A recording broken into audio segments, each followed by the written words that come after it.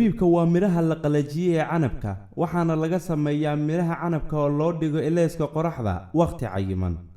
zabiibka waa miro aad u macaan oo laga isticmaalo dhammaan caalamka oo dhan. inta ugu badan miraha zabiibka waa la cunaa ayagoo ceeriin ah sida ay kaaga yimaadaan miraha canabka, halka deegaano kale ay kariyaan zabiibka ama lagu dhex daro cuntada la kariyo. tusaale ahaan waddanka Soomaaliya waxaad ku dhex arkay zabiibka oo lagu dhex karinayo bariiska, kaasoo loogu talagalay qurxin iyo macaaneyn. deegaano kale waxay zabiibka u isticmaalaan qamiirin iyo shiiditaan. haddaba maxaad ka taqaanaa faa'iidooyinka caafimaad ee zabiibka? zabiibka wuxuu u fiican yahay dadka ay hoos ugu dhacaan unugyada dhiigga cas. zabiibka wuxuu jidhka siiyaa tamar dabiici ah oo kaa caawin karta in aad u adkaysato dhibta iyo daalka howlmaalmeedka. zabiibka wuxuu daawo u yahay suuska iyo cudurrada dunida oo dhan faraha baas ku haya.